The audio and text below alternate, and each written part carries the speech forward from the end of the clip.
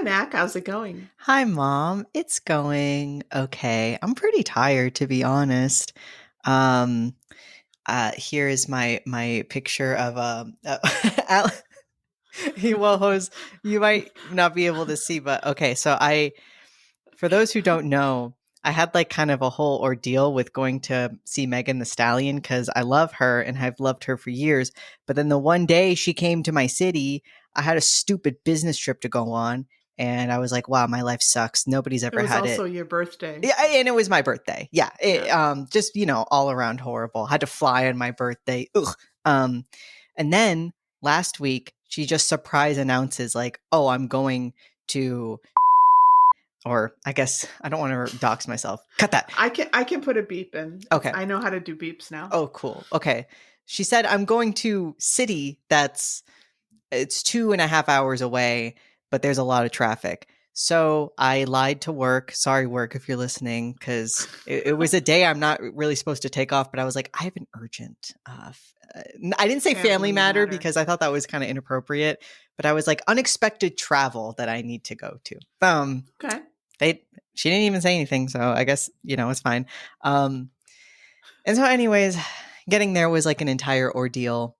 But I got my concert shirt. But I get really flustered easily, and I was very flustered at the moment in the concert, and so I just picked one. Kind of, I was like, that one, please, thank you. And I didn't really realize she's like completely naked from the back, like Yeah. but it's just her ass, like Her ass is out. her ass is out, and I went to lunch with Alan today. We went through the drive-through, but then we were about to go into the store, and he was like, "Do you think maybe you should change your shirt?" And it didn't even occur to me. Luckily, I did have a change in my car, but yeah. So, wearing my Megan Thee Stallion shirt because I saw Megan Thee Stallion, and I'm very tired because, again, 2.5 hour drive, 45 minutes to get out of the parking lot. Got home at like 3 a.m. And then that night I couldn't go to sleep until 4 a.m. And then last night I couldn't go to sleep until 2 a.m. So I'm a little bit sleepy. Yeah. How are you? No, I'm good. I'm also very tired. So I I know you're 28, but I was just like my son is driving and so I trust you. I know you're a safe person and everything like that, but I think I just couldn't sleep, that night. So same thing. I went to bed at I dozed because also I didn't know if you were going to call and want to crash here. So, anyway, so I was just sort of like not really in a deep state of sleep. So that was 2 nights ago. Then last night was the 4th of July. And fucking fireworks, man. Why do we even have it? I don't even like. Good fucking question. The only thing it was to me was a day off. Yeah, it was a day off, but people just like setting off fireworks and it's so firecrackers. Rude. I know it's a tradition, so it's not as if everybody's it makes sense people are going to do it because they've probably done it their whole lives and are our literal holiday tradition says this is a thing you can do, but actually it isn't, and you shouldn't. And I kind of curse you a little bit in my head if like I have a neighbor across the street, and I mean like right just across the street, just setting them off right there. And yeah, and then there's everything else, I do not like it. As a person who kind of does not like loud noises, it's not great because also they just there's no like you don't have a notice of when it's going to begin or end because it's just what somebody wants, and people are probably going to do it again tonight because it's a Friday. And fuck that. I hate it. I mean, it's so stupid. And yesterday it rained, and I was actually out at that time, and I'm like, oh, good. Maybe there won't be fireworks. There were blooming fireworks. They'll set them off anyway. Yeah. And then, just like everybody around me. And I really like my neighbors across the way. I don't know them very well, but I believe they're from some like Central American country because couple of times a year, they just play music really, really loud. I'm like, okay, fine. Yeah. I mean, I don't care. And last night was one of those. I'm just like, well, okay. I mean, it happens like 3 times a year. It's not a big deal. Yeah. But I don't know. It's Rosie's like, what's going on? And there's nothing, and you're like, I'm sorry, buddy. Yeah, the cats were freaking out, and I just felt so bad because they don't know what's going on. They probably just think a meteor's hitting the earth. That's what they probably think. Probably. I mean, Luffy, though, he was watching, like, but Hoshi was just like, would just look at me like so scared. And I was like, curse you, neighbors. Yeah. Totally. The show was very good, but man, what a harrowing journey. My mom already knows all of it, but y'all, again, this is a place 2.5 hours away, and the gate for the parking opened at 4, and the gates for the show opened at 6:30, and the show itself was starting at 8.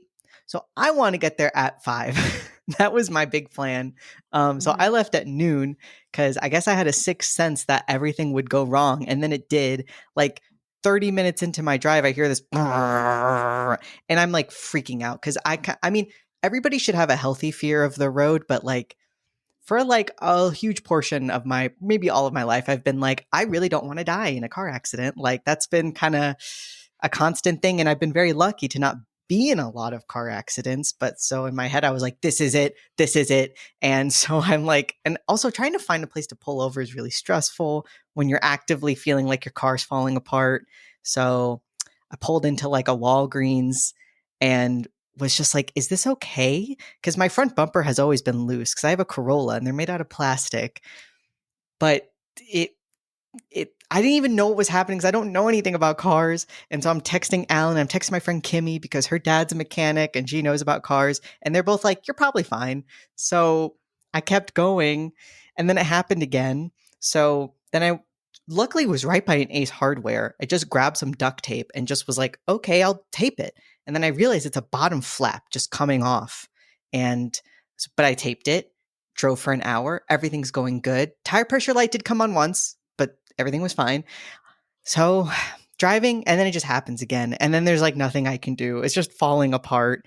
And I'm like, I don't know if this is important or what. And so yeah, I call my mom crying, like, everything's going wrong. And at this point, it's like 5. And I'm just thinking like, well, now I'm like out of like all the money I put into going to the show. And wow, the earth is really against me because this was my second chance to go see Megan Thee Stallion. And I really was kind of just having like a freak out, like a meltdown, just like, wow, everything's going wrong.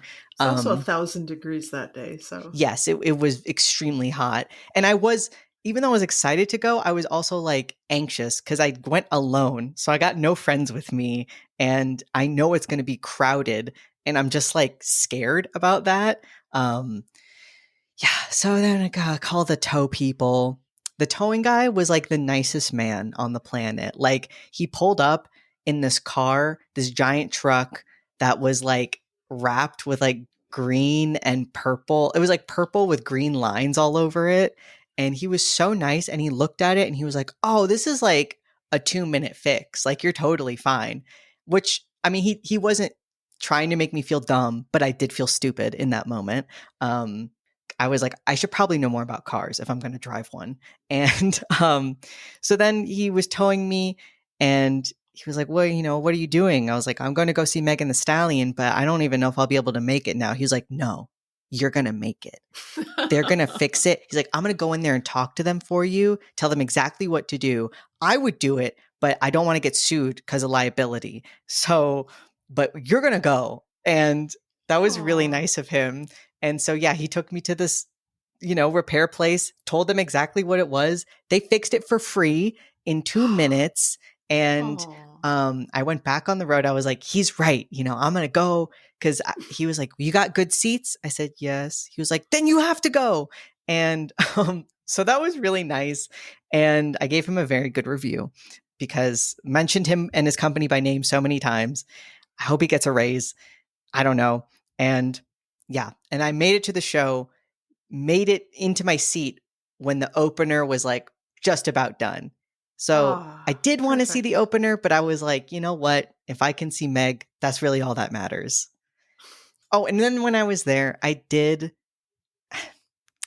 know there was a water filling station, so I just got those stupid liquid death cans. Then they're like, well, you can't bring the can in. I'm like, why are you selling it then? Because people are also bringing open drinks in. That's okay? Okay. So I pour it into my. First I drop it and run after it like an idiot, and I hear somebody in the back go, "Uh-oh, I'm feeling stupid." And then I poured it in my water bottle, and I guess I didn't screw my water bottle on tight enough because like oh, also, there was no way to see what number your seat was. So, and it was so loud. So I'm next to these two ladies and I'm just like, what seat are you? Like, what seat is this? And they just nod at me. So I'm like, okay, whatever. So then I'm just there. And then once the opener ends, now it's silent. And I realize my water just has been dripping out of my bag this whole time. And the girls next to me keep looking down and it looks like I've pissed myself. And also, I don't know if I did, but I feel like I got some water on them. And then I realize I'm not in my seat. I'm in between two people. So like not in any seat. But I did find my seat and I did get water and then it all ended up being okay. But anyways, all that to say, like it was a net positive experience, but maybe like +1 happiness points, which is really not as much as I thought it would have been to see somebody who I love. Well, I was like, yeah, he must really love her because, like, there's no. I mean, I might go see, God, I don't even know, Elvis Costello, all by myself, but not in a stadium, though. Like the last stadium show I went to, I think, I think I was still drinking, and I think it was like Weezer or somebody. Like it was like Sam was with me, and I think it was. I was 9 years older than my friend who went with me, and she was 9 years older than Sam. I Oh, think it was okay. something like that. But I was all really hung up on that. But anyway, that's like the last show I went to, and so I got sober in 04, so it was before that. So I don't even know. I wouldn't recommend it. I will say I should have gone with a friend. Like, I'm glad I went. None of my friends could go with me, but she's like, so many of her songs are about having fun with your friends. And I'm around all these people with their friends. And I am singing along and like having a great time. But I'm also like, this would really be like 1 million times better with like anybody else, you know? Mm-hmm. So definitely, I do love her. But if this happens again and my friends are like, no, I can't go, I'm sorry, Meg, I'm not going. I saw you the one time. I want to see you the second time with some friends, but I can't do it again. This was cursed. Like, I feel kind of cursed right now. Well, but you made it. I I mean, did. when you were like, I'm going, I was like, well, damn. Like, I'm so glad I did, honestly. I really felt like if I had gone home, and I did get ticket insurance because, it was a big investment. But I was like, man, I'm going to like just fucking be bitter and angry if I go home right now. So mm-hmm. even Yeah. if I make it to like 30 minutes of the show, because people online about this venue, they were like, well, you better get there like 5 hours early or else you're going to miss all of it. And to be fair, most people were getting there the same time I was. Oh, yeah. Yeah. Yeah. Well, first my boyfriend was like, that's way too early. And then we figured out where the venue was. And he's like, that's not way too early. That's like, yeah, that's the right amount of time. And I'm actually kind of lucky because I paid like a premium for like not the best parking, but the second to best parking. And that was a really good idea. Because at one point, I've just been in stop and go for like 45 minutes. But then I get to the point where you can either go to the premiere or the regular parking. And I just went, parked, and got to go in. But those other people were in that line for who knows how long. Right. So it was $60 worth it, honestly. Well, that's good to know. Like, yeah. If I ever do go to a stadium in that city, please get premium. Yeah. Well, Well, I don't know how to segue into. well, But speaking of curses, nice, perfect segue. speaking of people who had a rough day.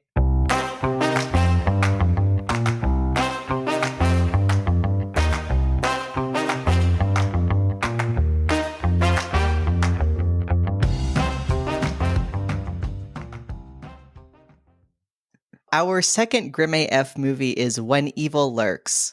Cuando acecha la maldad. Which means When Evil Stalks, which is a better name anyway. Mm-hmm. Here's the brief plot summary from IMDb.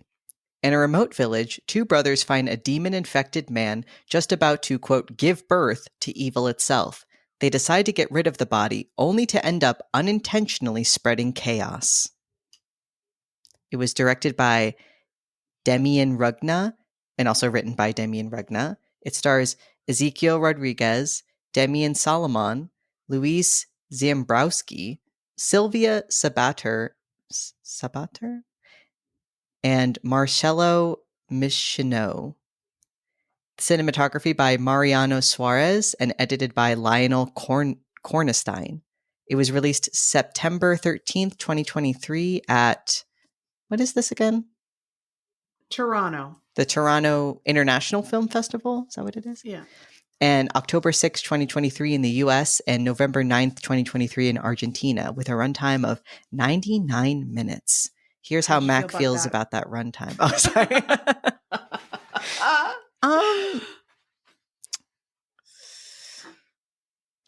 You really feel those extra 9 minutes, in my opinion.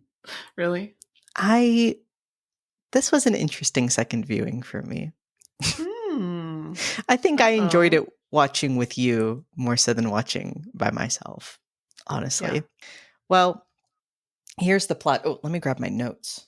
First off, I just got to I was texting this to my mom, but I just got to give a shout out to, so who plays Jaime? Solomon. This man is so beautiful and really has like the exact facial hair. Like if God was like, press a button and I'll give you whatever you want, it's whatever that guy has. Ezekiel, not even to be rude, but I do feel like he would look better without that beard. That was not is that a beard? I mean, is it real? That like a real beard? Because I just thought it looks fake. Like it looks like steel wool. It looks terrible. That's just what some people's facial hair looks like. And I know how unlucky. Sorry, that's so mean to say. Just caught myself. It's a little bit distracting. He looks like they were like, I don't know. I mean, he looks rough, I don't think it was real. I don't think it was a real beard. I think it was part of his character, and I think the makeup could have been better. But I could be completely mistaken. I don't know. He's listening and he's with his actual real beard. Crying. I thought everyone liked it. I'm so sorry, Ezekiel. All right. So the morning after hearing gunshots in nearby woods, brothers Pedro and Jaime discover half the body of a man, which leads them to a nearby shack. So they come upon, they're in this kind of like really rural area, feels very dry. And yeah, it's this body that's completely like torn to shreds. And at first, brother Jaime, who also has like an amazing beret the entire time, he is like, did a puma do it? I saw a puma walking around here, but it's clearly like there's some sort of mechanical thing involved. And they just really find like the bottom half of this guy and a hand. And there's a lot of great dogs in this movie. I say great as in like great for scene setting, but like a lot of disgusting things related to dogs. By the way, huge trigger warning if you do not know anything about this movie. For yes. We're going to be talking about some graphic depictions of child death and dog death. So just if that's like a no-go for you, you need to click out of here. Yeah. But yeah, immediately one of the dogs starts like licking this body, which felt like there's a lot of really good subtle details that just make you like, ugh. And what's his name? Rugna is very good at that, I think, of just little squirrely things that, so gross, but in a good way, as a compliment. And so they find this weird, like kind of steampunk machinery and Mm-hmm. the kind of profile of a woman who lives nearby. And they also wonder if Ruiz, who I believe is like the landowner, is the one who killed him. But and I love the brother Pedro kind of looks at him and is like, Ruiz wouldn't do that. But the acting in this movie is it's really good. So this nearby shack with the profile of the woman is owned by Maria Elena, who's an elderly woman with 2 sons. And they go to check in on her, and they realize that the eldest, Uriel, has become a rotten. And we're given the details of this world just with information about the characters, nothing. There's at one point, there's a little bit of an explanation, kind of, but a lot of it is kind of, I think, up in the air, which I like. So when I say possessed by a rotten, I mean, here's one of the most disgusting makeups I've ever seen of just, it's been a while since I've seen Seven, but kind of if Gluttony and Sloth had a baby. In that movie. Nice. Yeah. It's this guy is in a bed, clearly hasn't moved in forever, pus coming everywhere. He's very, very I'm not even saying overweight, amorphous. You'd think Akira. This is not right. He's not okay. Very sweaty, wet looking. And the brothers are very surprised and outraged even that this guy is here, because the implication is that she's putting everyone around them in danger. But she says that she called for an exorcist, and they're like, how long ago? And she says, a year.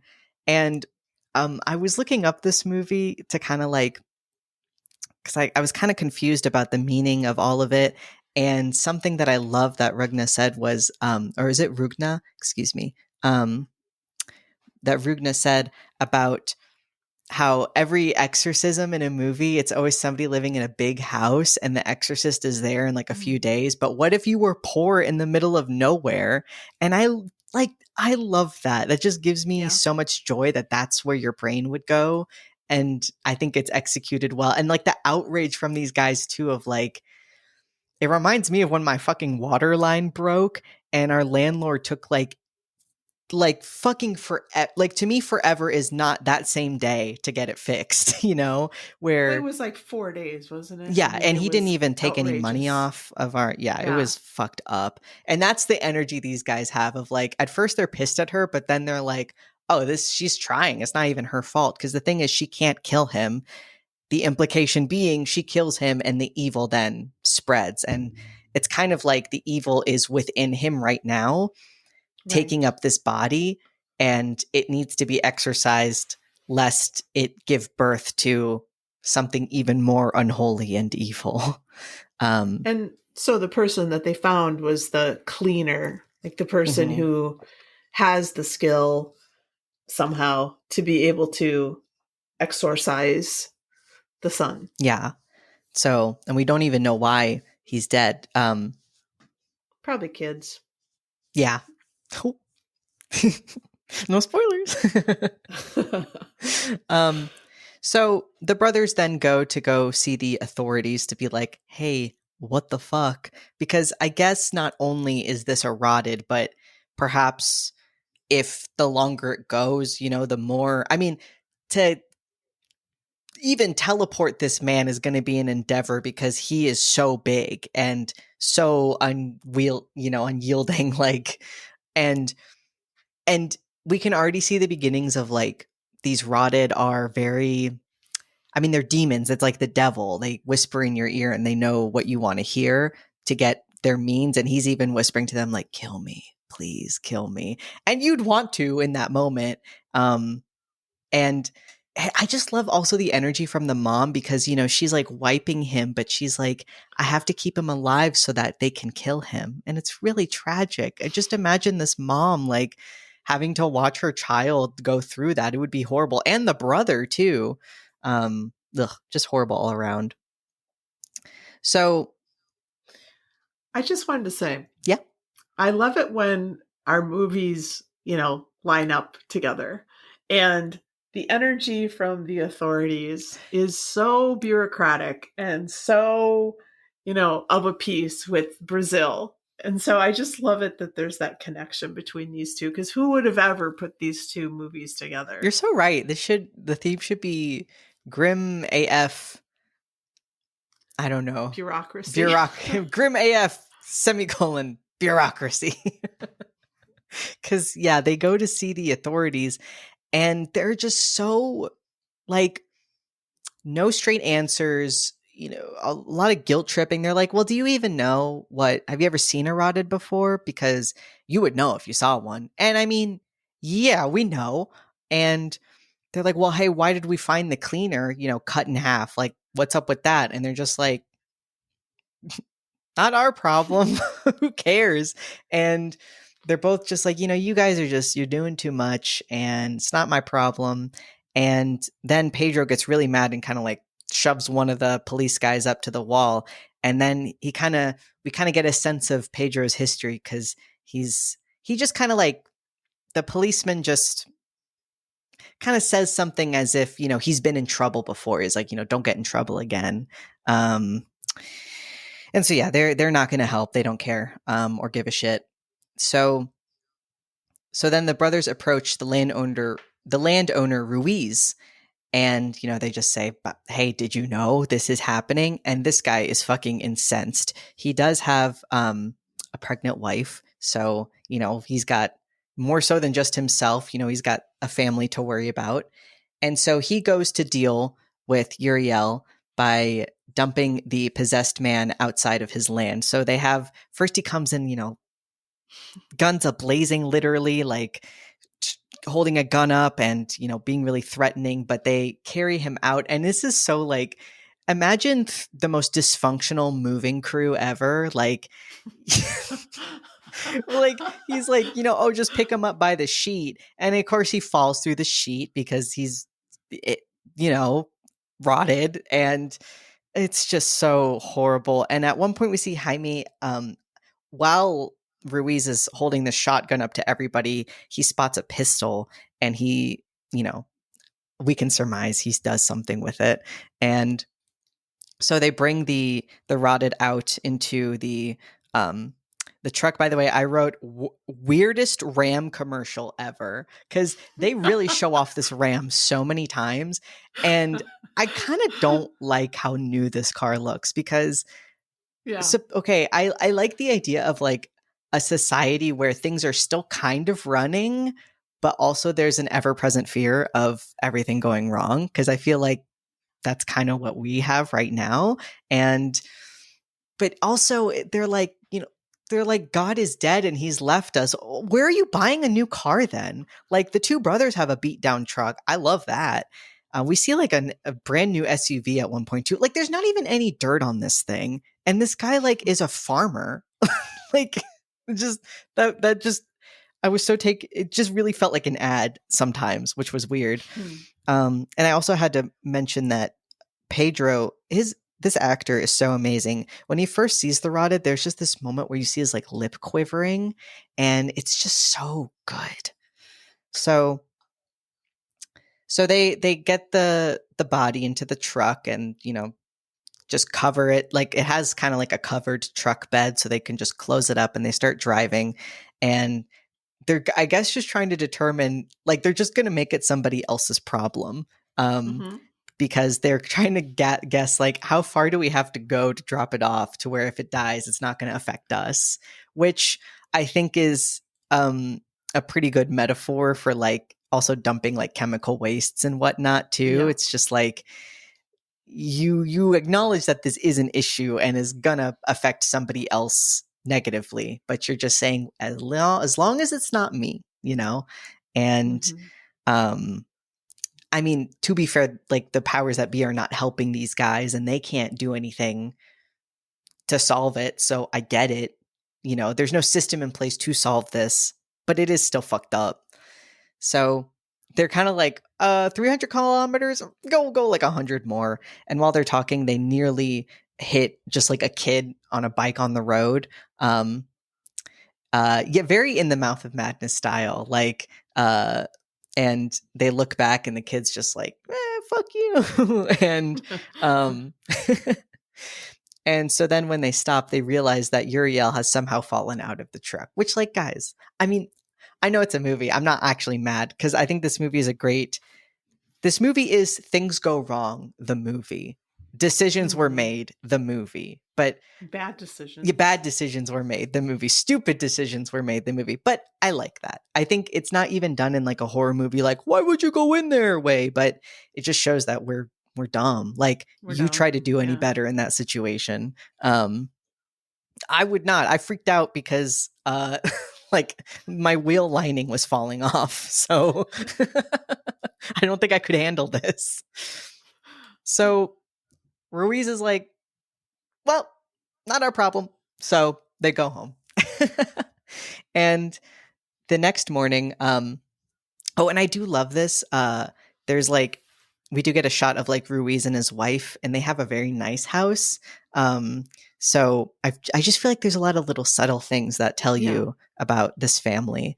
So the next morning, Ruiz's pregnant wife, Jimena, discovers that one of their goats has become possessed. There's this great scene where, like, because at first they just point at a goat and they all just look like goats to me, but then Ruiz shoots like a shot into the air and all the goats run it. I don't even know how they managed this. I mean, it was a jump cut because you wouldn't be able to do this with real goats, but all the goats are running, but one is just standing there, like looking at them. And but y'all, if you have ever met goats, like those things will run for no reason. So that would be very scary, I think.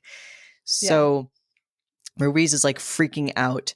But Jimena is trying to say, like, please, like, do not use the gun to kill him or else, you're going to doom us all.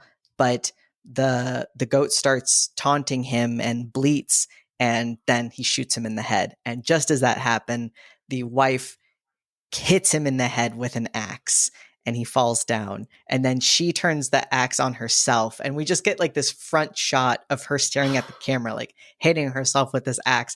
And I think the effect is like, okay. I think in the back of the head was better, and the goat getting his face blown off was better.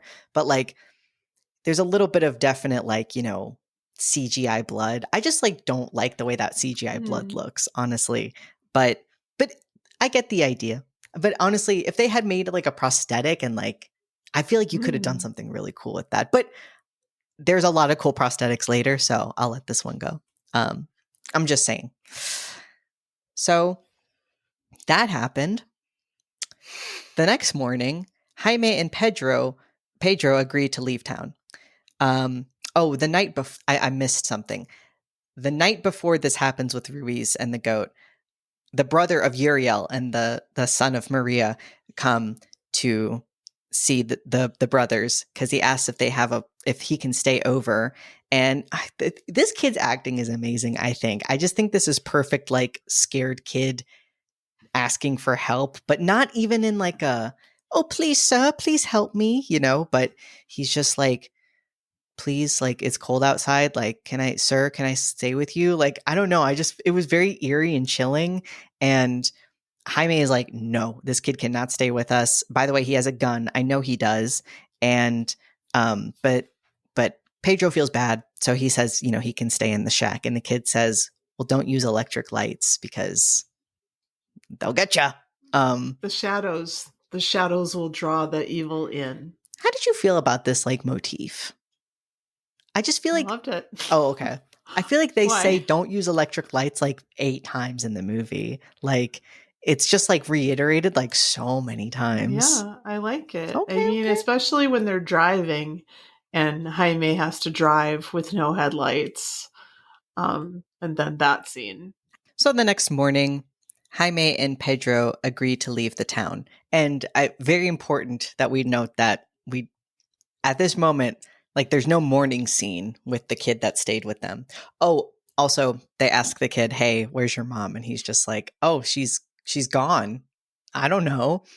And Jaime very, very, cleverly clocks she loved that kid. Like she stayed with the rotted for a year. Like she would not leave this boy. But Pedro's just Right. Whatever. Keep it moving. let's do what I want to do. This is going to be a running theme. He's just, he's got the right idea, but he does not. He's kind of king of not being realistic or seeing things for as they are. Whereas Jaime, man, if they had switched places at various points in this movie, the ending would have been totally different. But I like that. I like that choices were made. So the next morning, Jaime and Pedro agree to leave town so that they can gather their mom and Pedro's children, because we learn that Pedro is estranged from his children and his ex-wife. So Jaime goes to get their mother. They all live in the same town still. And Pedro goes to the home of his ex-wife, Sabrina. And when he walks in, her husband answers the door and he's just like, what are you doing here? And he's like, come on, let me in. Do you give me 2 pairs of clothes because I need to burn this for me and Jaime. And he just starts stripping in the house, to nothing. Just imagine for a second that you have broken up with a guy, and I guess things went bad because Sabrina later mentions you're violating the restraining order, and then he just walks in and says, "You all have to come with me," and he's naked. You'd be like, "No, get the fuck out of my house," which is what she says. And so set the scene. We've got Sabrina. I love the way that I love every woman in this movie. I just feel like there's a lot of great female actors in this movie. And I say this in a nice way, but they look like real people. There's nobody in there who doesn't look like they're kind of having a bad day, but that's true for the male actors too. And I'm just glad that it was for both. It makes the movie feel more realistic. And she looks like, what the fuck are you doing here? Get out of my house. Meanwhile, we have there's a daughter that Sabrina had with her new husband, Vicky. Then there's Santino, which is also Pedro's kid. And then, how do you say his name? Jair, who we have not met yet, but that's the older brother. And also there is a big, I don't even know what kind of dog breed this is. It like a bully breed? It's a bully? It's a pit bull. But it looks different than a pit bull. It's huge. No, it is. No, I looked this up at the time, actually. It's a special breed of dog. Yeah. I've not seen this dog in real life. I don't think, no offense, dogs. I almost want to look it up. Listen, y'all, I don't want anybody to get mad at me. Dog people, not to be rude, but y'all can be weird. I'm not saying cat people can't be too, but I have been around people and been like, hey, by the way, I kind of have a fear of dogs. Please don't let your dog jump on me. And then they they just let the dog do that because they're like, well, it's not a big deal. And it's like, well, it kind of is to me. If somebody asked me to put my cats up in a different room, I would just do it. But I feel like dog people get offended, defensive. Well, he's not going to bite you. Well, I'll be the judge of that. My instincts are telling me this dog will bite me, actually. So the internet says it's a dog de Bordeaux. What? DOGUE de Bordeaux. So it's a Bordeaux dog. I guess. Okay. I don't know. It's a special breed. This thing is enormous. It's bigger than the girl. It looks like a cartoon dog. Yeah, it's huge. What, the dog that Tom and Jerry would sometimes run around with? Imagine that dog, just big. But yeah, the small daughter, it's sitting down is literally bigger than her. So yeah. I love the way this whole scene starts because it's really hectic and crazy. There's a lot of shouting, and the little girl is just next to this big dog, which they keep focusing on the dog, so my heart rate's going up. Again, I'm not anti-dog, but I see a dog like that next to a small child who's putting her hands all over it. I'm gonna be kind of like, I don't know about that. And so Pedro is desperately trying to get them to pack some clothes and come with him into the car. He doesn't have his car. He's like, hey, where's the keys? Give me your car. And while they're distracted by this argument, the family dog, it's a shot from behind. So behind the dog and Vicky, where they're looking down the hallway at the adults yelling, the dog just like, like goes and oh yeah, because I didn't notice that. He licked Pedro's nasty demon clothes. I didn't notice that. Oh. Yeah, rooting around, Yeah, Pedro, why didn't you? Damn it, Pedro, you should have walked into the house naked. Well, he didn't have a plan. This is true. Or his plan was stupid. Yeah, he didn't take into consideration how anyone else would feel about this. He's just like, I'm going to do this. I'm going to go in and get the kids. This is so true. And it's like, no, fucker, you're not going to do that. Like, why would anybody allow you to do that? Yeah, it doesn't matter if you objectively are leading to the thing that you need to do. If you're not getting people to gather effectively, like, you're still wrong, Like, even if everybody needs to leave, you should not yell fire in a crowded theater. Like, we have rules for these things. There's protocol. So yeah, walking into your ex-wife's house naked was not, or he should have walked in naked actually. But the shot is really good. There's like a pause and the dog turns its head and bites her, but like opens its mouth. So it's like, and she's off camera, but that like he has gotten her head in its mouth. And in the same, like, to their left is where the stairs are, and Santino is standing on the stairs watching all of this happen. And he's just like shocked. This kid is amazing. Just like looks shocked. And then just the adults are still yelling, so they can't even hear what's going on, which is and it's really graphic, y'all. Like, this dog is ripping, like how dogs are with chew toys and stuff. And since Santino is finally like the dog bit Vicky, and husband walks over and they're like, of course, freaking out, like, oh God. But then the dog runs out with Vicky in his mouth. And so of course everyone's like, oh my God, you got to go get that dog. And of course nobody's would fucking listen to Pedro, but Pedro's like, don't kill it. It's possessed by a demon. Like, in what world, dude? This is already fucked. Like, you actually have already fucked up. And I think he kind of realizes this. But they know this is a world in which demons exist. So I don't know why they're so non-believing. But, it seems to me everybody's got this vibe of like, well, yeah, that happens in the cities, but it wouldn't happen here. Which I feel like is a real feeling people do have, though. Yeah, but that's the stupidest thing I've ever heard. But, I mean, evil can do what the fuck evil wants. Yeah, so but if you had never seen, and it seems like most people hadn't actually ever seen one in person, and maybe there's no, like, I don't know, YouTube now, so there's no like, hey guys, step by step how to exercise a rotted. And so it's this thing you've heard about, and now your crazy ex-husband is like, no, they're coming, and that's why I need to take the children from you, and I'm naked right now, please give me some clothes. Well, I know, and what we learn about him later, he's not trustworthy at all. No. And so, I mean, he's a danger to these kids. So I get it, but I also feel like if we found out that like angels existed or demons existed, or, ghosts like for sure existed. It's just the fact that they just live in a different area, to me, doesn't seem like enough for you to be like, nah. Well, I feel like it's less like that and more like I feel like there would be no, like, we know that this exists now. It's like the information has to like reach you. And even if, like, I don't know, it also reminds me kind of like, not to get too, I guess, like too real or sad, but like shootings, I guess, where it's like, they do make me anxious, but like, I guess nothing can compare to actually experiencing one.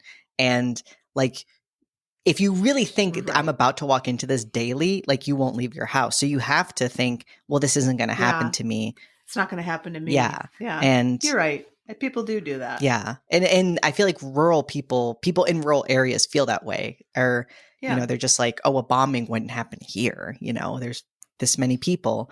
And then also I feel like the dog is a great, like, this is a great scene because again, not that dogs would inherently do this, but it does happen. They do kill people and children. So you would just be like, I got to go get that dog. And again, well, also it's your kid. I mean, like, yeah, I mean, you'd be out of your mind. And this is like, again, the least trustworthy man ever. So he's like, hey, by the way. Yeah. And I think it's also great that it's the kid that is not his birth kid. And I mean, the husband makes a great point where he's like, this is your children's sibling. Like, you need to go help.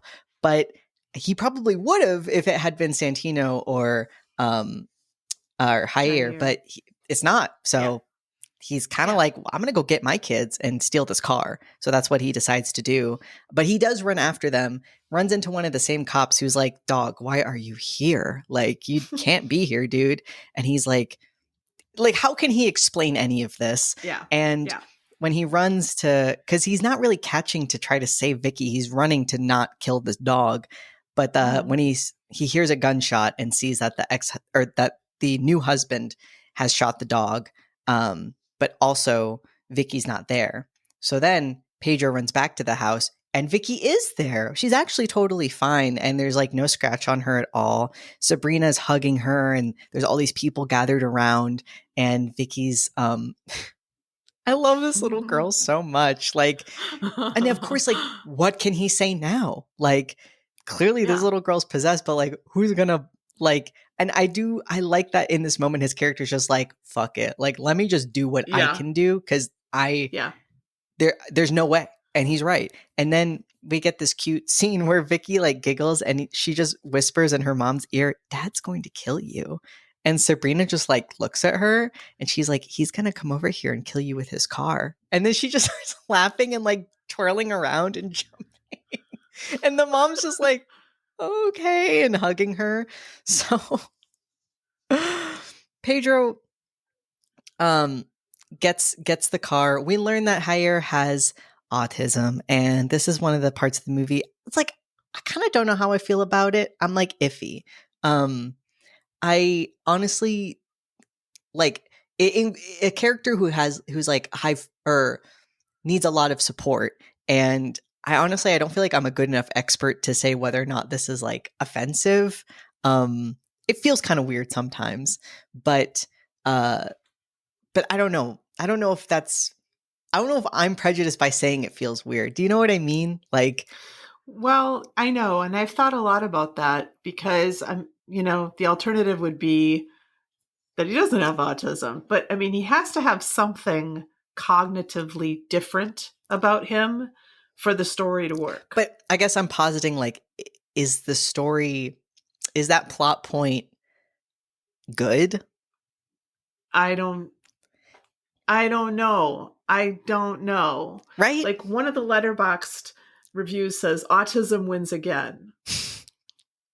So it's is it a good thing that he has autism or is it a bad thing that he has autism? It's probably going to differ from person to person. Like, I don't think it's clear. I don't think it's clearly like autistic people are bad or weird or something like that. And it's not, I don't know. It's an interesting choice. I don't know. I'm not autistic. Well, maybe I am, but I'm not, I don't care for somebody like Jair. So I don't know how I would feel. Yeah, that's how I feel too. I could see it going multiple ways because, I guess we'll get to the later points, but, like, people do exist. So, people who like have like high support needs, like they do exist, and like we shouldn't just not put them in or not have stories that involve them because that would be wrong. And it doesn't.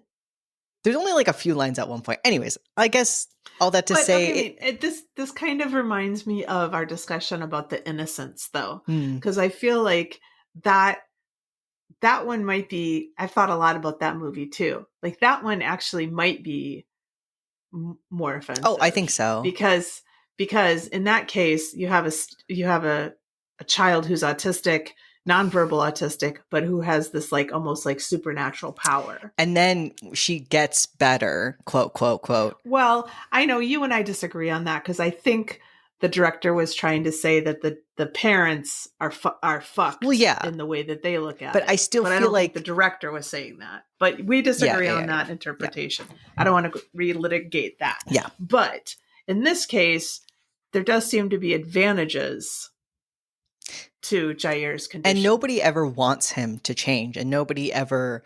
I do like that the entire time people are just like caring for him and like concerned for him. And there's at no point a feeling of like things you feel typically in other depictions. And I'm not going to get to the plot point later, but okay. Anyways, all that is, I'm just going to put that out there of like, listen, y'all, I'm not an expert. It feels, I don't know how I feel. That's how I feel.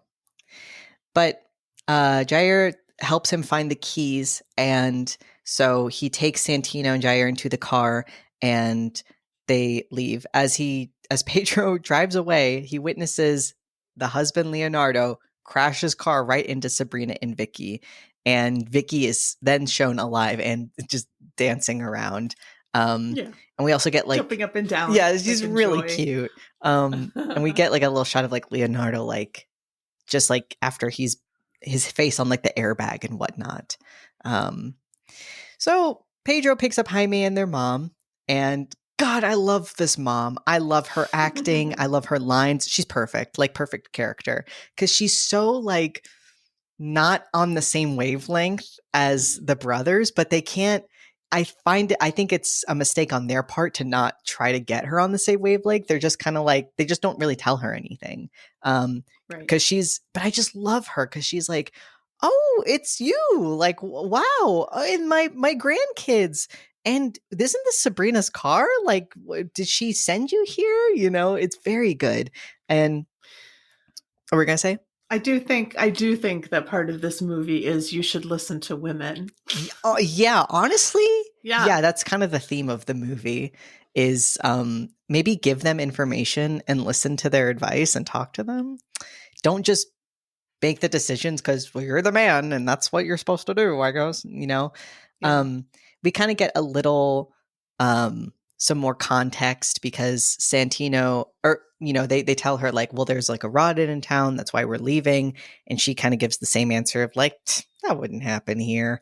Are you sure you saw that? Because maybe you didn't. You seem kind of confused, and it's really cute because Santino's head is in her lap and she's like petting his head, and he's asking her like, what does that mean? And it's so funny. She's like, oh, you don't know the song? It's so popular, and then just sings the most demented song ever. Like, nope, haven't heard that one, Grandma. Like they get into your brain and they take over your body, and then like, they are born. This is not Ring Around like, the Rosie. Like, you're just literally saying like, wait this amount of days, then you'll die, and then the evil will come alive. It's like, who thought of this? And I love the way Santino is. He just, like, I wrote down one of his lines. Let's see. He goes, what a song. No, I wrote what a song. Maybe he writes what a song. I don't know. Or he says that. Anyways, he just says something cute like, wow, that's crazy. And yeah, so we just learned that, you can't kill this thing with guns. Everything I've already told you. So. Well, there are 7 rules. Oh, right. She goes through 6 of them. So we don't know the 7th one yet. Jaime says the 7th one is don't forget the rules. No, the 7th one is, do you know what the 7th one is? No. Don't be afraid to die. Oh. But we don't get that one yet. Okay. But the grandmother, like lays out these 6 rules. And one of them is don't have anything that belongs to them with you. Mm-hmm. And I don't know. So they're like 7 rules, Yeah, and okay, that's so great because Santino's like, you only said 6, and she's like, did I? Wow. Did I? Oh, that's weird. Like a perfect like parent thing. I wonder if that'll like come back later. So, let's see. Oh yeah, they also at one point like stop to get gas and because also to look for apple ice cream, which is Jair's favorite. Like that's how he bribed him to come with him into the car. And also, okay, this man is so surprised they don't have it. I'm like, this is a pretty niche ice cream flavor. Apple ice cream, is that just really popular in other places? Because he was like, wow, I've this never like heard of it random before. gas station in the middle of nowhere, they don't fucking have like, yeah, I bet they only have chocolate or vanilla, if that. I've never fucking heard of apple ice cream. Let's see. And then we get like, you know, there's a phone call from Sabrina, and she's just like, you know, she should be dead, but she's like, I'm gonna come back and I'm gonna get my kids. You know, they don't love you, they never want to see you, and you know, you suck, and I hate you, and you're the worst. And but that's why I fucked everybody. yeah, that's why I fucked everybody. And he just gets mad and he throws the phone and he stomps on it a bunch. And then sweet Jaime comes and he's like, brother, hey, it's okay. I'm here for you. And this is really sweet. He wipes his tear away and he like gives him a hug. And like, you can tell this guy's really been there for him. Like he's like, Pedro would be in a way worse place if not for Jaime. So thank God for him. So yeah, they go back and they're like, okay, let's go. So Jaime's like, here, I got you. I got a person we should go see. So they meet Mirta. Is that how you pronounce her name? Mirta, who is a former cleaner and a friend of Jaime. She's an older woman. A lot of great, I mean, there's two, but like it's more than usual. Two old, like when's the last time you saw two women above the age of 30 in a movie? Who like had lines and weren't just like, oh, hello. So we can tell Jaime and Mirta had like some sort of relationship, which I love. Friendship. That's great. Yeah. And okay, this is the scene that I feel like feels kind of weird. Is Mirta warns Jaime about Jair. She's like, well, you got a rotted right there. And he's like, no, he's autistic. He's like, come on, don't be rude. And she's like, no, like when they go to look at him. And this line I do like. She's like, you know, when they get possessed, like the evil doesn't know what to do with their brains, but it can be exhibited in their physical signs. So we can see that his hands are kind of like clenched in an odd way.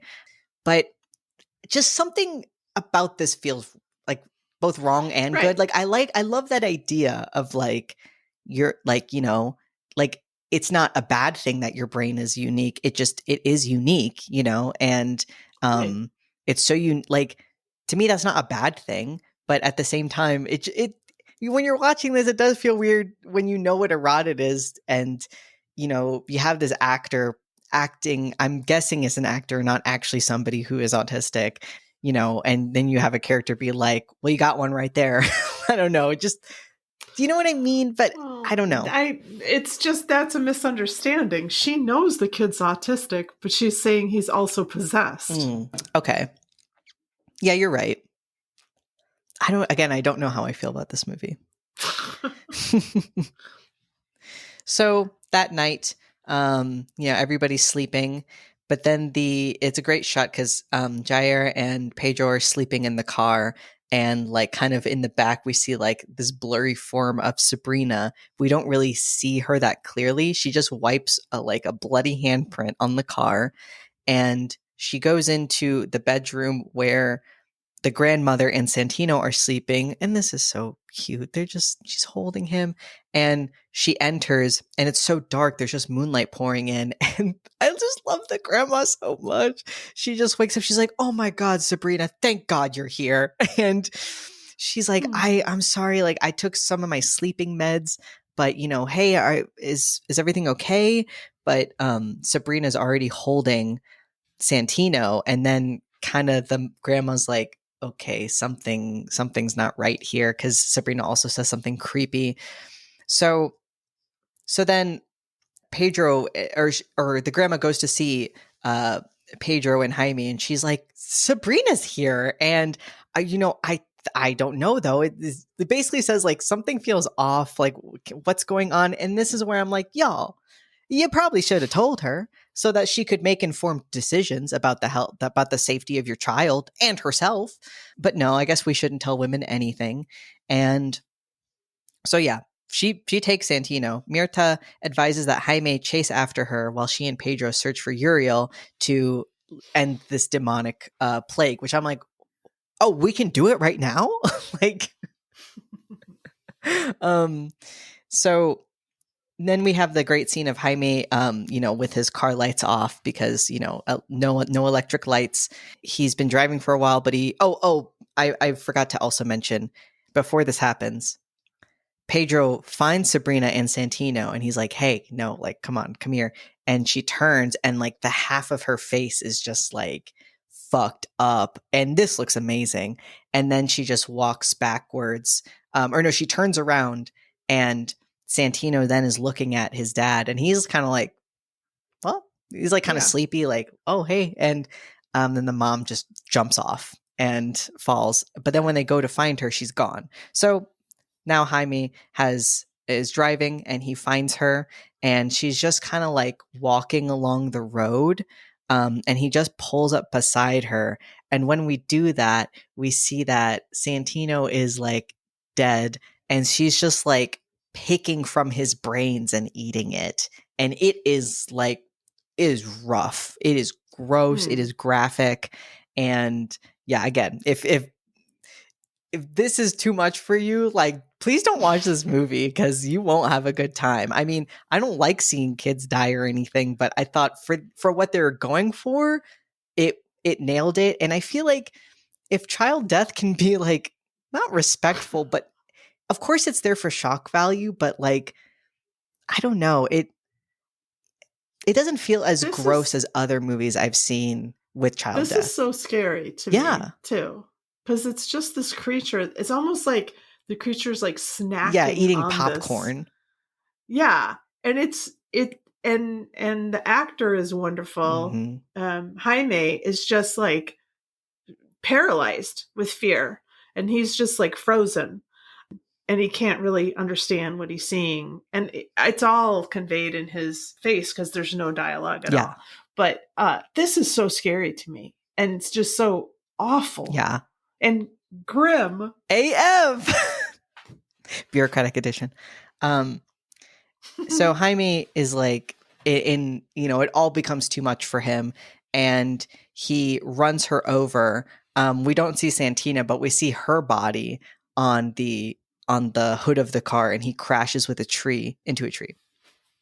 So the grandma and Jair are there at the house. And I guess, okay, and then here is what I do think is good is so the grandma is sitting down just kind of like freaked out, like what the fuck's going on. And then it's a great shot where it's like we see the living room and she's kind of sitting in like the foreground and we see in the back Jair walk in and he's acting, just as if he does not have autism. Like he is just like, grandma, it's kind of cold. Like, can you get me a snack? Cause I'm kind of hungry. And like puts like a blanket on and like the fear conveyed in the grandma's face is amazing. And I like that this is presented as if this is wrong, I guess, because I feel like in so many movies, the vibe is like, oh, if this part about this person can be fixed, quote, quote, quote, everybody will be happy because there's something wrong with them. So I like a depiction of it would be wrong if they were not that way, because that would not be them. I think that's great. So yeah. So then it's just, we can kind of guess what's going to happen. So let's go back to Pedro and Mirta, who, and I guess this is the part of the movie that they kind of lose me a little bit. I feel like up until this point, it's been like chef's kiss, but I feel like this part goes on a little bit too long. Maybe at this point, I also don't really like Pedro and we're getting a lot of info and there's not really enough time for it to stick in my brain a little bit. So I even feel like I could use another watch of just this scene to get it. So they go to an abandoned schoolhouse that they walk by this one window and just there's all these possessed children just sitting in a class, like staring at a chalkboard and they're freaked out. We get some lore from Mirta who says that, her and her husband were cleaners and was this all their fault in the beginning? Is that what she says? No. Okay. They were charlatans. Okay. That was the deal. And then, they realized that there really was like I evil in the see. world. And so then they devoted themselves to like doing good or whatever. Okay. I didn't Um, get that the first time or the second time. yeah. And I don't know if the kids are freaked out. I can't tell what's going on with these kids, but she says evil likes children and children like I like evil. that line. So the children are attracted to this place. I And so then that's a line that like really I was just kind of wondering like what is that just like this would be spooky or is there some kind of like meaning behind this or like I think kids do not have morality until a certain age. I think kids, but you know what I mean? Like little bitty kids, they'll fucking rip the arms off of a frog or, they're just trying to figure out how shit works. yeah, this is true. I don't know. Is it true? I feel like I was just a very scared kid. Like I couldn't ever imagine. I'm not saying that like kids don't do that, but I guess in my head I can't relate because like I probably I mean I'd still do step on bugs sometimes. Not for maybe as a kid I kind of stepped No, on bugs but for fun, it's but different. I feel like I feel like kids, I'm going to say until you're like 3 or 4, I don't really think that you have a morality. I think, maybe it's very, very subtle. Do you know what I yeah. mean? Like I've seen kids who like, if they slap a kid and the kid cries, they like laugh because it's fun. It's funny. Come on. That is funny. Yeah. I do get that. So, Yeah. and I just feel like it's an interesting concept because we usually think of kids as Wholesome like and these little pure. angels. They are not. They're fucking monsters. This is true. Like I do remember in first grade, this was a moment where as an adult I was like definitely am autistic. But like I remember I had like a best friend at the time. Like she and I would do a bunch of stuff together. But one day I was just like, she's annoying. I do not want to hang out with her today.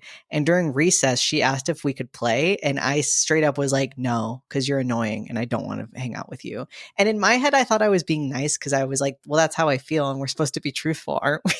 And like she cried and I really felt nothing. Like I really was just like, I don't know why you're so upset. Like I'll play with you tomorrow, but not today.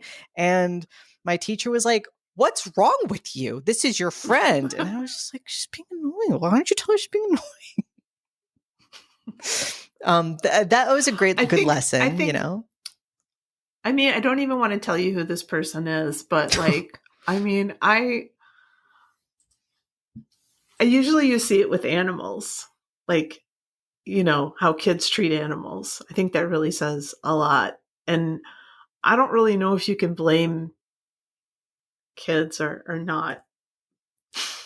I don't know what to say, but I've just seen some kids do some heinous shit to animals. Yeah. Yeah, that does seem to be a common thing. That was also in The Innocents.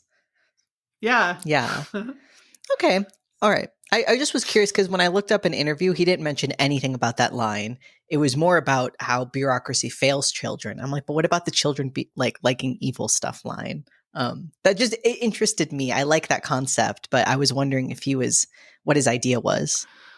But I mean, I think, and I'm not like an expert in like Argentinian culture or anything like that, but I feel like when you have like a Catholic country and a Catholic like culture, that it kind of makes sense to me that you would say evil likes children and children like evil, because I feel like kids have to be forced to be good, and like sit still in the church and like do all that stuff because you'd much rather like raise hell. Yeah. For lack of a better term. That's a good point. And they keep saying like multiple times, like churches are dead, God is dead. So now that framework isn't there. So I guess in that society, you'd be like, what is keeping them from being evil?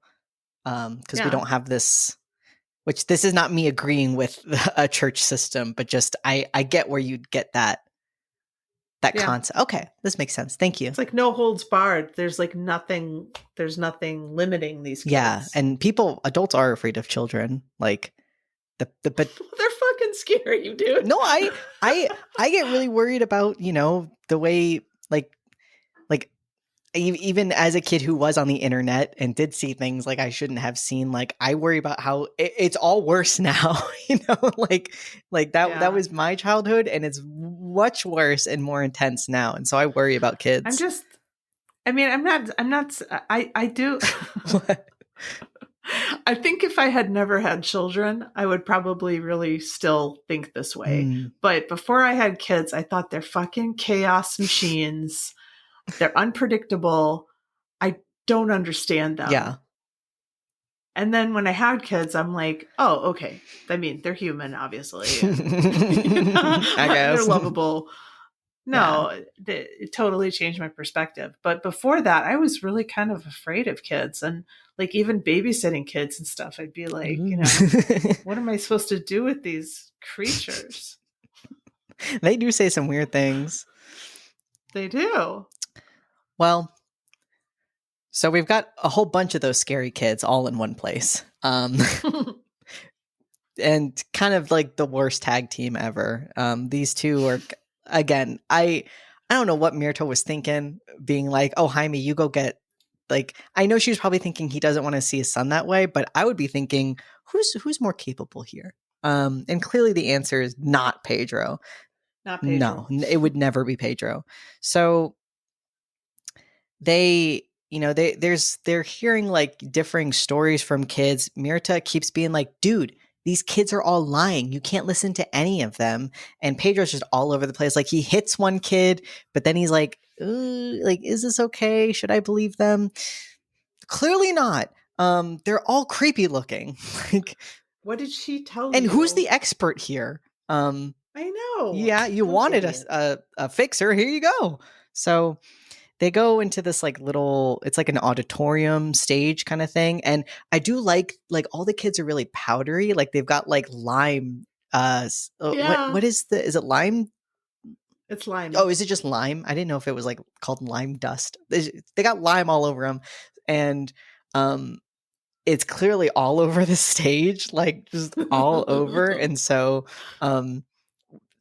Pedro, Mirta begins setting up her steampunk machine, and there's all these little things she's got to do.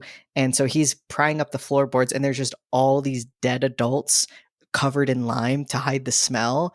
And he's just like, oh, there's just people, and she's like, keep digging. And the kids are just watching them, and I think they start saying things to like taunt them or try to like get them, So he finally moves some people around. At one point he's like, this person's still breathing, and Mirta's like, who cares?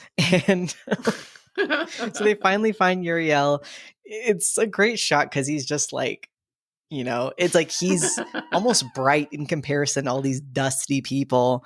And it's just like, well, here he is. And he's very much, taunting and, being a little asshole. And so Pedro tries to unearth him, but we saw the beginning. It barely took it. It was a miracle 3 men could get him out of there, much less one guy getting this guy out, like as he's covered in other bodies. So he loses his patience, and then one of the kids like, well, there's an axe in the other room. And this stupid motherfucker, Mirta's like, don't go. Do not leave me here with these children. They're lying to you. Don't go. He's gone. So he leaves. Of course, there's no fucking axe. And then when he turns, they've locked him in. And then he can see Mirta getting attacked by the children. And like we hear like a scuffle, and we see them dragging her body. And then the camera looks, and we see her looking at him. And like the whole top half of her head is just like messed up. And then I love this scene for how fucked up it is. This like cute little girl holding a hammer just turns and just like hits her on the head, and then just like keeps doing it. It's because, in movies, sometimes people are so extra with how they use weapons. You're like, nobody would ever do this. But it's like, it's as if this girl's just like hammering in a nail, that's the energy and the vibes. It's just like she like looks at him and then does it. And I just love it because it feels like a possessed kid, you know, like a Right, kid exactly. who's not like, mwahaha, I'm evil, but just kind of, as you said, like a kid who would just have no morality and No, just like, no. yeah, I'm going to do this right now. Who cares? And so, yeah, Mirta's gone.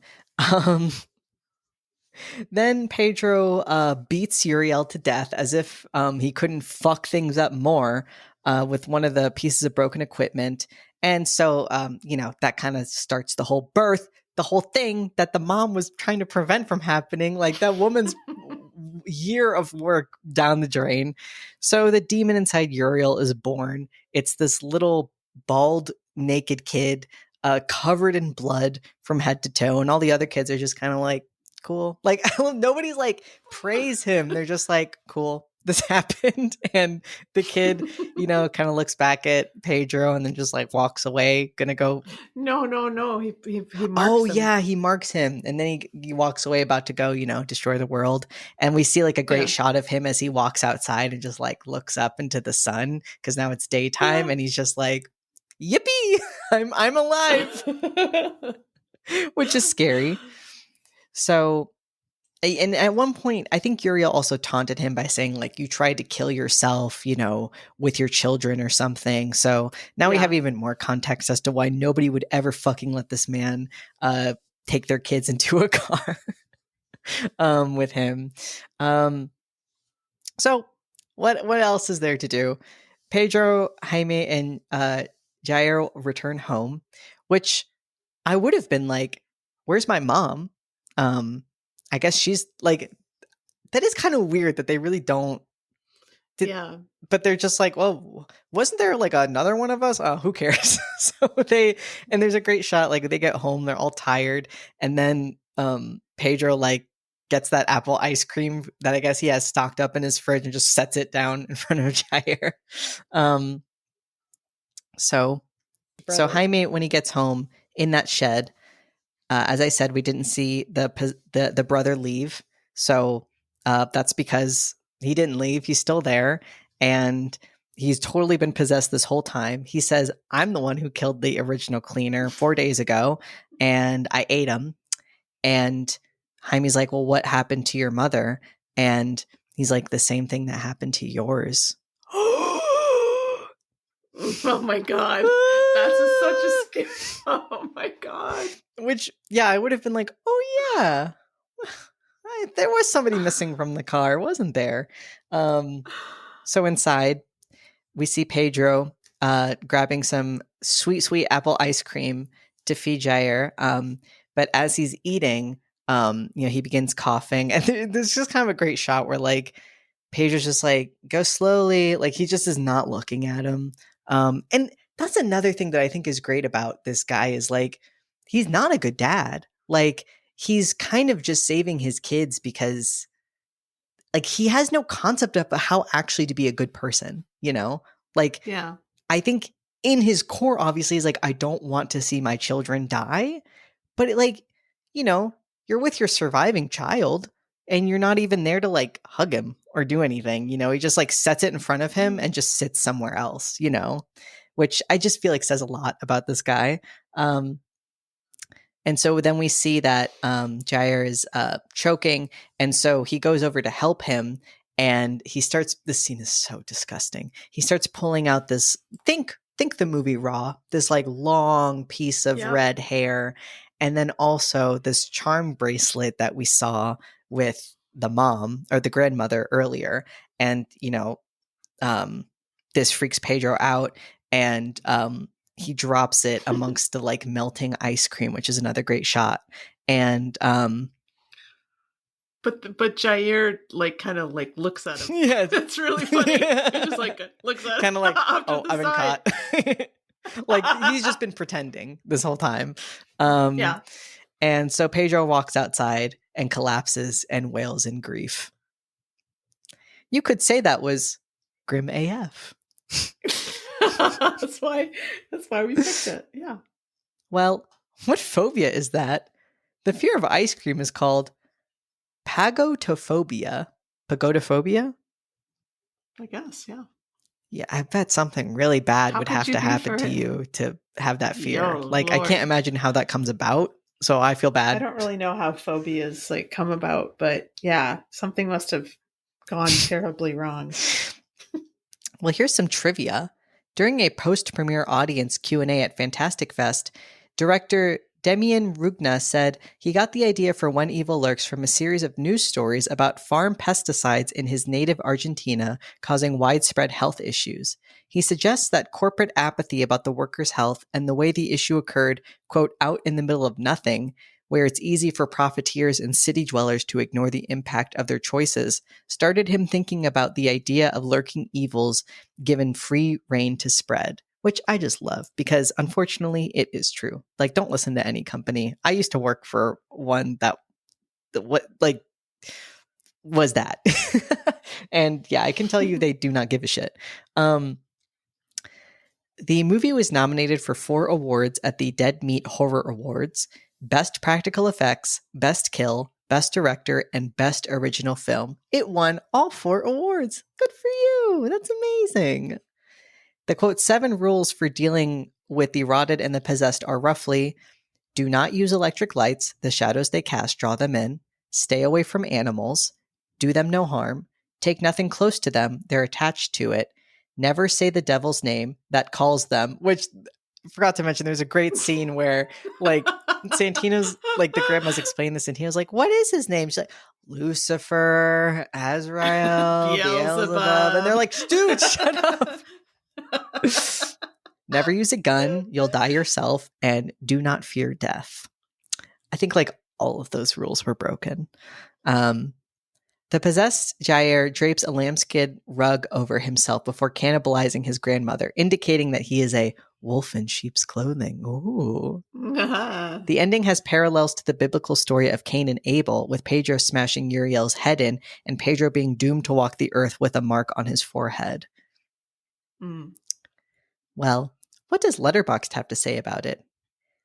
AA Roman 13 gave it 5 stars. Genuinely fucked. Mr. Wingnut gave it 5 stars. Almost threw up multiple times. Would watch again. Moodmaster gave it 5 stars. I had really low expectations because I don't normally love possession/demon movies, but holy shit, actually scared the fuck out of me. Had me sitting up, literally screaming at the TV. Well done. It'll make you do that. The dog scene. Yeah, that really, like, yeah, I definitely felt like fear in my body, like the tingles of fear. Very good. And I was like watching it again. I was like, oh no. Mile High gave it a 0.5 star. I hate gore movies and I fucking hate dumb people. I mean, if those are 2 things you hate, you would not like this movie. So that's fair. Bilal gave it a 0.5 star. It disgusted me, irritated me, and disturbed me in every single way to a point I stopped watching. Don't watch while eating. I only watch first 30 minutes. Yeah, don't. Giovanna gave it a 0.5 star. Horrible. Horrible. Oh, you say it. You say it. That was better. Say it. Horrible. Amazing. Well, how should we rate it? Goats. I think I'll give it 4 goats. All right, I'm going to give it 4.25. I knew you were going to do that. But I was like, do I like this better than Brazil, or is it better than Brazil for me? You know, I don't know. Maybe 4.5. Wow. What if I did that? Ooh. More. You love Brazil. I love Brazil, but it's not perfect. This is true. And I feel like on the strength of the female characters. Yeah, you kind of got to give it that. It edges it. A quarter, 1/4 more goat. I'll give it a 1/4 more goat. Give it. I'll keep my 4. I think that's respectable. What have we learned? Listen to women. Listen to women. Would we watch it again? Yeah, but I need a moment. Yes. I think this is one that you need, like, I kind of forgot what movie this was. And then when I started it, I was like, oh, here we go. I know. And I thought that too. And I watched it second, I think. or maybe I watched it first to sort of get it out of the way, but I was hooked. So I think I need to watch it with you. I mean, yeah, maybe, but also, we planned this, so it was going to come like kind of later in the year. Yeah. Because we knew that we needed some space between viewings. Yeah, that was a good idea. Yeah. Favorite scene and or death? I guess the dog scene would be. I think that's pretty hard to beat. I mean, it's very well like choreographed. Yeah, you don't forget it. No. Yeah. And the first time you see it, you cannot believe that just happened. Yeah, it really does set the tone. Like, the tone has already been set, but that really makes you realize, like, oh, I'm in for something with this movie. Yeah, if that's allowed, then uh-oh. Yeah. Who wins the You Fool Award? Pedro. Dummy. Well, thank you, Mac, for having this conversation with me about when evil lurks. Yeah, I had fun. Thank you. And thank you, WoHos, for joining us for this episode and for all your support. It means the world of horror to us, truly. Next time, we're going to be looking at 2 films that can only be described as body horror metallic. Titan from France and Tetsuo the Iron Man from Japan. And let me just say, I gagged at Titan. Oh God, I forgot. I gotta watch this movie that Mom said, do not eat while you watch it. Yeah, do not eat while you watch it. And the last movie that made me gag was fucking Raw. Oh no. So DeCorno. And you're on my also list. got a great like text from Mom of like, I think I like it. And then it was like 30 minutes later, I don't know how I feel about it. I mean, and I stand by that. I do like the beginning, and I don't want to watch it again, but I will for the podcast. For you WoHos. Remember, WoHos, we love you, and don't go into the basement.